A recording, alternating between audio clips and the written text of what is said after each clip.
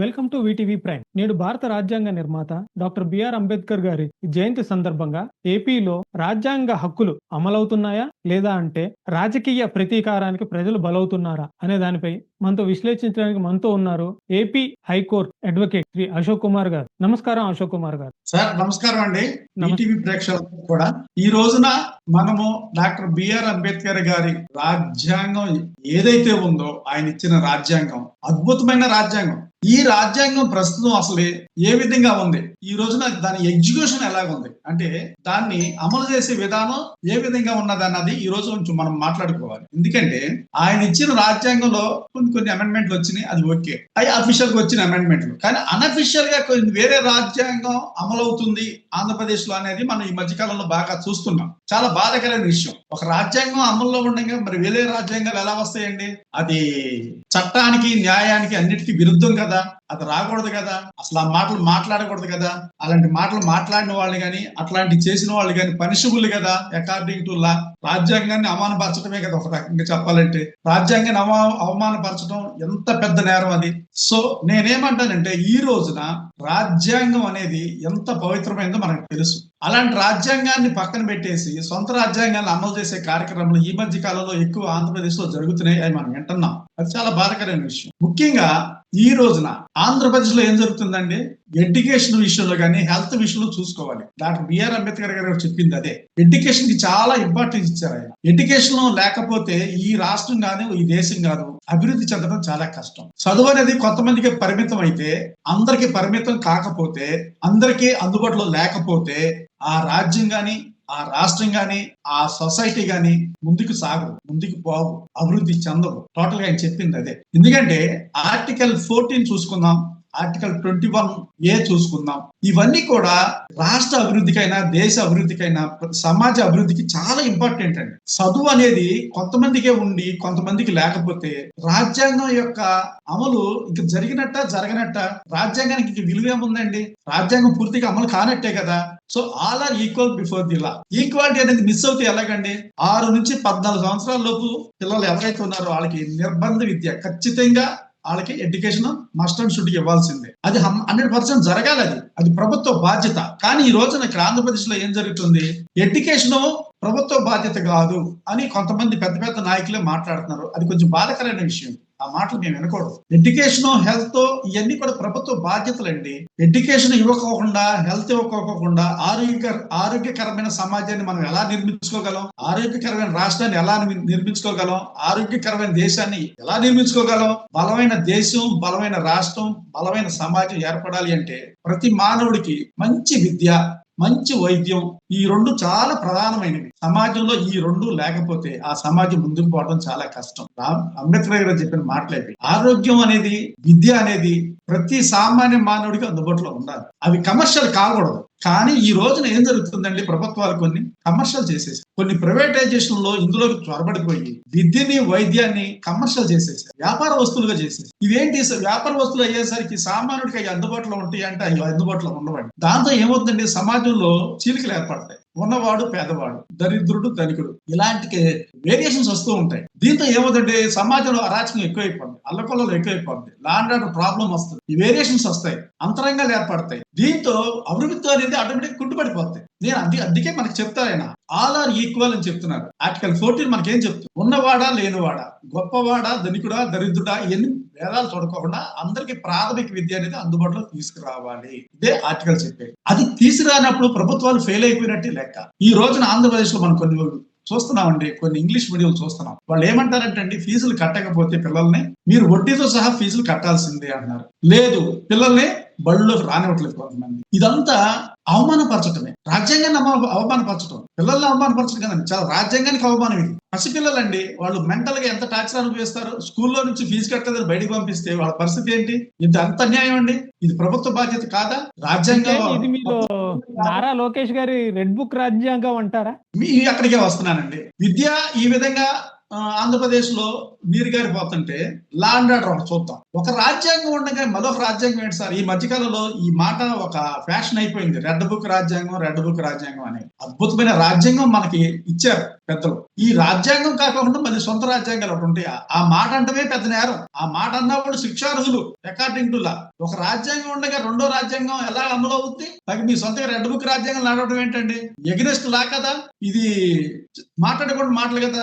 రాజ్యాంగం red book రాజ్యాంగాలు, green రాజ్యాంగాలు, బ్లూ రాజ్యాంగాలు అవి ఉండొచ్చా? ఒక రాజ్యాంగం అనేది చాలా పవిత్రమైనది. అది బైబుల్, ఖురాను, భగవద్గీత ఇవన్నీ ఎలాగో మనకి రాజ్యాంగం కూడా అలాగే అంత విలువ మనం ఇవ్వాలి రాజ్యాంగానికి. అది మన కోసం ఏర్పడిన రాజ్యాంగం సార్. ప్రజల కోసం, ప్రజల భవిష్యత్తు కోసం, దేశ భవిష్యత్తు కోసం ఇవన్నీ కూడా క్రమ పద్ధతిలో వాళ్ళ జీవన శైలి ఎలా ఉండాలి, సంఘం ఎలా ఉండాలి, దేశం ఎలా ఉండాలి, రాష్ట్రం ఎలా ఉండాలి అని చక్కగా మనకి నేర్పేది ఇది ఒక భగవద్గీత, బైబుల్, ఖురాన్ లాంటిది మన రాజ్యాంగం కూడా. అలాంటి రాజ్యాంగాన్ని అవమానపరుస్తూ మీరు ఒక రెడ్ బుక్ రాజ్యాంగాన్ని క్రియేట్ చేస్తారా? This is the punishable.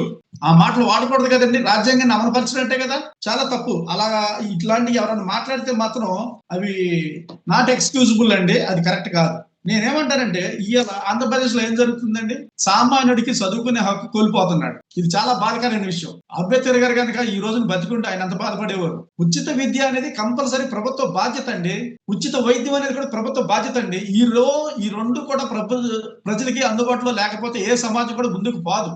ఏ రాష్ట్రం గాని, ఏ దేశం గాని ముందుకు సాగవు, అభివృద్ధి చెందవు. ఈ రెండు చాలా ప్రధానమైనవి. మనిషి జీవించాలంటే విద్య, వైద్యం మోస్ట్ ఇంపార్టెంట్ అండి. అవి లేని సమాజం కుంటుపడిపోతాయి. మనం చూసాం కదా, ఆఫ్రికా దేశాలు, మంగోలియా ఇలాంటి కొన్ని చూడండి, అక్కడ విద్య ఉండదు, వైద్యం ఉండదు. అడవుల్లో పాపం గిరిజనులు వాళ్ళంతా తిరుగుతూ ఉంటారు. మంగోలియా దేశాలు చూసుకుంటే మనం ఏ సమాజంలో ఉన్నాం? విద్యని వ్యాపారం చేయటం ఏంటండి? వైద్యాన్ని వ్యాపారం చేయటం ఏంటండి? ఇలా విద్యలో పిల్లలు ఫీజులు కట్టట్లేదని చెప్పి ఆంధ్రప్రదేశ్ లో కొన్ని ప్రైవేట్ సంస్థలు పిల్లలను బయటకు పంపిస్తున్నాయని, లేదు లేటుగా కడితే మీరు వడ్డీతో సహా కట్టాలని మాట్లాడుతున్నాయని. ఇది ఎంత అన్యాయం సార్? వ్యవస్థలు ఏం చేస్తున్నాయి, ప్రభుత్వాలు ఏం చేస్తున్నాయి? ఆ కాలేజీలకి, ఆ స్కూల్ కి నోటీసులు పంపించొద్దు, ఈ విధంగా చేయకూడదు కదా. అది అకార్డింగ్ టు లా నేరం, ఎగనిస్ట్ లా. అది వాళ్ళకి అటువంటి వాళ్ళు ఎవరైనా అట్లాంటిది మాట్లాడితే ఆ స్కూల్ పర్మిషన్ తీసేయాలి, ఆ కాలేజ్ పర్మిషన్ రద్దు చేయాలి. అలాగే వైద్య విద్య అండి. ఈ రోజున వైద్య విద్య లేక ఎంతమంది ఆరోగ్యశ్రీ లేదు, 3,000 కోట్లు బకాయిలు ఉంటే 2,800 కోట్లు ఎన్నో రిలీజ్ చేశారట. అవి కూడా మాకు అందలేదని చెప్పేసి వాళ్ళు ఇంతవరకు న్యూ అడ్మిషన్స్ తీసుకోవట్లేదు సార్. హాస్పిటల్ వాళ్ళు కొత్త అడ్మిషన్స్ అలౌ చేయట్లేదు. గవర్నమెంట్ మాత్రం ఇచ్చామంటున్నారు, కొన్ని బకాయిలు కొన్ని ఇచ్చాము, కొన్ని ఇవ్వాలన్నారు. అవి ఇచ్చినవి కూడా మాకు అందలేదనేమో ప్రైవేట్ హాస్పిటల్ వాళ్ళు గగ్గోలు పడుతున్నారు. ఎక్కడ పాలనా లోపం ఎక్కడ జరుగుతుంది? పారదర్శకంగా ఎందుకు లేదు? ఏం జరుగుతుంది అంటే ప్రజల యొక్క విద్య అన్నా, ప్రజల యొక్క వైద్యం అన్నా ఈ ప్రభుత్వాలకి ఎందుకు అంత చులకన, అంత నెగ్లిజెన్స్ ఎందుకు ఇలా చేస్తున్నారు? ఈ రెండు లేకపోతే ప్రజలు ఏమైపోవాలి, కామన్ మ్యాన్ ఏమైపోవాలి? ముఖ్యంగా ఈ రోజున డాక్టర్ బిఆర్ అంబేద్కర్ ఇచ్చిన రాజ్యాంగం అమలు అవుతున్నట్ట, అమలు అవునట్ట? చదువు మోస్ట్ ఇంపార్టెంట్ కదా. కాలేజీకి బకాయిలు రాలేదని చెప్పి పిల్లలకి సర్టిఫికెట్లు ఇవ్వట్లేదంట కాలేజీ వాళ్ళు. ఇది ఎగ్నెస్ట్ లా. విద్యా హక్కు నీరుగారిపోయినట్టే. అలాగే అక్కడ హాస్పిటల్లోనేమో వైద్య విద్య అందక చాలా మంది పేషెంట్లు సఫర్ అవుతున్నారు. వాళ్ళేమో మాకు గవర్నమెంట్ నుంచి రాలేదంటారు, గవర్నమెంట్ ఏమో పంపించింది అంటారు. ఎక్కడ లోపం ఉంది? పరిపాలన లోపం ఎక్కడ జరుగుతుంది? అంటే మీరు రెడ్ బుక్ రాజ్యాన్ని అమలు చేసుకుంటా పోండి, ఇవన్నీ గాలికి వదిలేస్తారా? ప్రభుత్వ పరిపాలన కరెక్ట్ గా ఉంటే ఏదైనా కరెక్ట్ గానే ఉంటుంది. ఎడ్యుకేషన్ మీకు కరెక్ట్ గా ఎందుకు లేదండి? ప్రభుత్వాలు చూసుకోవాలి కదా. మీరు బకాయిలు పంపించినప్పుడు బకాయిలో చేరినయా లేదా చూసుకోవాలి కదా. చేరలేదని ప్రైవేట్ వాళ్ళు చెప్తుంటే మీరు ఎక్కడ కరెక్ట్ గా ఎడ్యుకేషన్ చేసినట్టు? సో ఇవన్నీ లోపాలే కదా, ఇవన్నీ సర్దించుకోవాలి కదా ప్రభుత్వాలు. ఈ చేసుకోకుండా మీరు చదువుని నీరు గార్చేసి, వైద్యాన్ని నీరు గార్చేసి ఈ రాష్ట్రం ఎలా అభివృద్ధి చెందుతుందండి? ఎక్కడికి పోతుందండి? రాజ్యాంగం అమలు మొత్తం కుంటుపడిపోయినట్టే కదా. ఆంధ్రప్రదేశ్ లో భారత రాజ్యాంగం అమలు అవుతుందా? అంబేద్కర్ గారు చెప్పింది కూడా అదే. ఆ మహానుభావుడు చెప్తూ ఈ రాజ్యాంగాన్ని కంప్లీట్ అయిపోతుందో ఒకే ఒక మాట చెప్పారు, ఇది ఎంత మంచి రాజ్యాంగం అయినా కావచ్చు, దాన్ని ఎగ్జిక్యూట్ చేసేవాళ్ళు సరిగ్గా చేయకపోతే ఫలాలు అందరికీ అందవు. ఇది నిజం.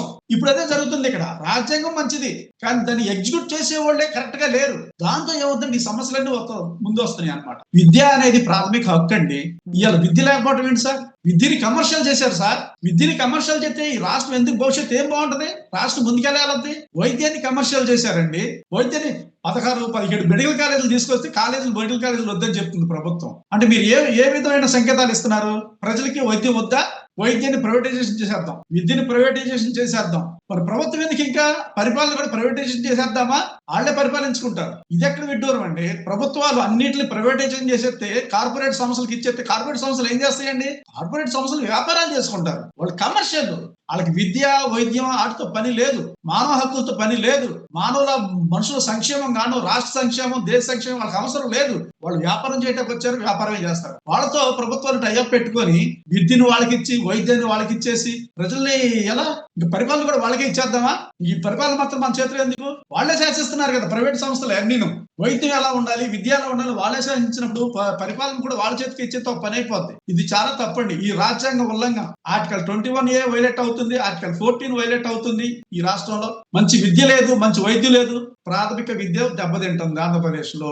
వైద్యం ఆల్రెడీ దెబ్బతినేసింది. ఇవాళ 108, 104 వాహనాలు ఉన్నాయండి. ఈ మధ్య వార్తల్లో చూసుకోండి. ఏజెన్సీలో కానీ ఇంకోటి కానీ మెయిన్ సెంటర్ లో కూడా మొన్న యాక్సిడెంట్ అయినప్పుడు వాళ్ళు 104 కి 108 కి ఎన్నిసార్లు ఫోన్ చేసినా వాళ్ళు ఫోన్ లిఫ్ట్ చేయలేదని చెప్పి కంప్లైంట్ చేశారు. మళ్ళీ అదే చెప్తున్నానండి. ఒక ఏజెన్సీ ఏరియాలోనే కాదు, సిటీస్ లో కూడా 108 కానీ 104 కానీ ఈ రోజున అందుబాటులో లేవు. మీరు వెళ్ళి చెక్ చేసుకోండి, చూసుకోండి. అవన్నీ కూడా షెడ్యూల్లో ఉన్నాయి, రిపేర్ కి ఉన్నాయి. అవి మెయింటెనెన్స్ లేదు వాటికి. అంటే ప్రజెంట్ ప్రభుత్వాలు ఏవైతే ఉన్నాయో అట్లా మెయింటెనెన్స్ కూడా చూసుకోలేకపోతున్నారు. కావాలని చేస్తున్నారా అనిపిస్తుంది. ఆ నెగ్లిజెన్స్ ఉండొచ్చా అంటే కావాలని. స్కీమ్ అనేది ఒక ప్రభుత్వం పెట్టింది, ఇంకో ప్రభుత్వం రద్దు చేయటం ఏంటండి? మీకు చేతనైతే దాన్ని ఇంకా ఇంక్రీజ్ చేయండి, ఇంకా డెవలప్ చేయండి, ఇంకా మంచి పేరు తెచ్చుకోండి. అది నా ప్రభుత్వం పెట్టింది కాబట్టి మేము ప్రభుత్వం తీసేస్తాం. దీనికి ఒక పద్ధతి పాడు లేదా? ఆ ప్రభుత్వం ఏం పెట్టింది? 108 పెట్టింది, 104 పెట్టింది. అది ప్రజల కోసం పెట్టింది. మీ కక్షలు ఉంటే వ్యక్తిగతంగా తీర్చుకోండి, దాన్ని ప్రజల మీద రుద్దుతారా? రాష్ట్ర ప్రజల మీద సఫర్ చేస్తారా? ఇంత అన్యాయంగా చేస్తే అలాగండి. ఇలా చూడండి పరిస్థితి. 104 కానీ 108 కానీ రాకపోవడం వల్ల ప్రజలు ఎంత ఇబ్బందులకు గురవుతున్నారు, ఎంత సఫర్ అవుతున్నారండి. అలాగే విద్య లేక పిల్లలు ఇలా గవర్నమెంట్ స్కూల్స్ అన్ని డ్రాప్ అవుట్ అయిపోయింది సార్. గత 5 సంవత్సరాల్లో ఇంగ్లీష్ మీడియంలో బాగా డెవలప్ చెందిన గవర్నమెంట్ స్కూల్స్ ఈ రోజున ఆ రిజల్ట్ లేవు.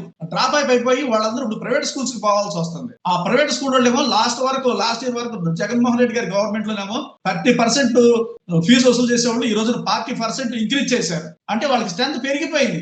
ఇండైరెక్ట్ గా ప్రభుత్వ అధికారులు తెలియదు కానీ మొత్తానికి ప్రైవేట్ స్కూల్స్ కి ప్రైవేట్ యాజమాన్యానికి సపోర్ట్ చేస్తున్నారా అని అనుమానాలు వస్తున్నాయి ఈ విధంగా చూస్తుంటే. లేదా ప్రభుత్వం మారంగానే గవర్నమెంట్ స్కూల్స్ లో డ్రాప్ అవుట్స్ పడిపోవడం ఏంటి, ప్రైవేట్ స్కూల్లో పెరిగిపోవడం ఏంటి, వాళ్ళేమో ఫీజులు పెంచడం ఏంటి, ఫీజులు కట్టకపోతేనేమో విద్యార్థులు బయట నుంచో పెడతాం, లేదా ఇళ్లకు పంపించడం, వాళ్ళకి నోటీసులు ఇవ్వటం. మీరు ఈ రోజు ఫీజు కట్టకపోతే నెల లేట్ అయితే మీకు ఇంట్రెస్ట్ సహా వసూలు చేస్తాం అంటాం. ఇది రాజ్యాంగ విరుద్ధం కాదా? రాజ్యాంగ ఉల్లంఘన కాదా? విద్యా హక్కు మొత్తం వైలేట్ అయిపోయినట్టే కదా. అంటే ఇవన్నీ హక్కులు కూడా ఇవన్నీ కూడా వాళ్ళకి పేపర్లోనూ పుస్తకాల్లోనే ఉన్నాయి తప్ప కింద లెవెల్లో గ్రౌండ్ లెవెల్లో ఎడ్యుకేషన్ విషయంలో అమలు కావట్లేదు. ఇది అమలు చేసే బాధ్యత ఎవరిదండి? ప్రభుత్వానికి. ప్రభుత్వం ఆ పని చేస్తుందా?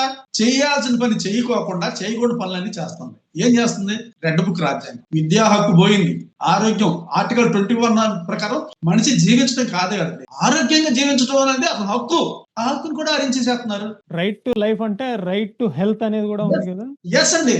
బతకటం అనేది ఏదో బతకటం కాదు, చాలా డిగ్నిఫైడ్ గా, చాలా ఆరోగ్యవంతంగా, చాలా ప్రశాంతంగా, స్వేచ్ఛగా బతకటం. అందులో ఎన్ని వస్తాయి? రైట్ టు హెల్త్ కూడా వస్తుందండి. హెల్తే కదా. Right to life means right to health, healthy health. అది కాదు వైలేట్ అయిపోతుంది కదా. ఆర్టికల్ 21 వైలేట్ చేస్తున్నారు, ఆర్టికల్ 14 వైలేట్ చేస్తున్నారు, ఆర్టికల్ 21A వైలేట్ చేస్తున్నారు. అన్ని వైలేట్ చేసి ప్రభుత్వం ఏం సాధిస్తుంది? ప్రజల కోసం, ప్రజల చేత ఎన్నుకోబడిన ప్రభుత్వం ప్రజల కోసం ఆలోచించుకోకుండా, ప్రజల సంక్షేమం చూడకోకుండా, ప్రజలు చదువు చూడకుండా, ప్రజల ఆరోగ్యం చూడకోకుండా, ప్రజల యొక్క అట్మాస్ఫియర్ మంచి హెల్తీ అట్మాస్ఫియర్ క్రియేట్ చేయకుండా ప్రజలకి దేనికి ప్రభుత్వం ఏం చేయటానికి? మీరు చేయాల్సిన పనులు చేయకోకుండా చేయకూడదు బుక్ రాజ్యాంగం అంతా అమలు చేసుకుంటూ ఈ విధంగా ప్రజలు మీకు ఓటేసిన పాపానికి ఇంత మెజార్టీ ఇస్తే మీరు ప్రజల హక్కులన్నీ వైలేట్ చేసుకుంటూ ఉల్లంఘించుకుంటూ పైగా వాళ్ళ స్వేచ్ఛను హరించేస్తున్నారు. స్కూల్లో భోజనం బాగోకపోతే చెప్పడం అనేది నేరం అయిపోయిందండి ఈ రోజుల్లో.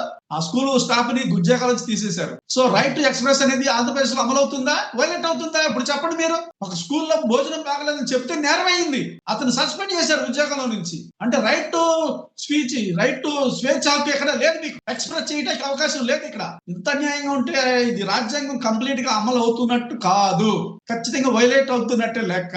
ఎస్పెషల్లీ ఆంధ్రప్రదేశ్ లో ఇది చాలా ఘోరంగా ఉందంటే లా అండ్ ఆర్డర్ కంట్రోల్లో లేదు ఎట్టి పరిస్థితుల్లో. సో నేనేమంటానంటే ఈ సందర్భంగా రాజ్యాంగ నిర్మాత డాక్టర్ బిఆర్ అంబేద్కర్ ఎవరైతే ఉన్నారో ఆయన ఇచ్చిన రాజ్యాంగం అనేక రకాలుగా వైలేషన్ కి గురవుతుంది.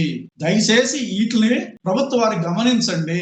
అది డైరెక్ట్ గా కానీ ఇండైరెక్ట్ గా వైలేషన్ అనేది కంపల్సరీగా జరుగుతుంది. వీటిని తగ్గించుకోవాలి, లేదంటే ప్రజల ఆగ్రహానికి గురవడం తప్పదు. ఎవరైనా సరే ఎప్పుడైనా సరే ప్రజలు కూడా ఆలోచన చేయాలి. దయచేసి పార్టీలకు అతీతంగా ఆలోచన చేయండి. ఏది మనకి మంచి, ఏది చెడు, ఈ ఇంగిత జ్ఞానం లేకపోకుండా మనం గుడ్డిగా వాళ్ళని ఫాలో అయితే మన బతుకులు ఎలాగే ఉంటాయి, మన బిడ్డల బతుకులు ఎలాగే ఉంటాయి. దయచేసి ప్రజలు కూడా ఆలోచన చేయాలని ఈ సందర్భంగా నేను మీ మీడియా ద్వారా నేను కోరుకుంటున్నాను. థ్యాంక్ యూ అండి. Thank you. నమస్కారం. ఇప్పుడే సబ్స్క్రైబ్ చేయండి, లైక్ చేయండి, షేర్ చేయండి. వే టీవీ ప్రైమ్, మీ ఉత్తమాభిరుచుల సమ్మేళనం.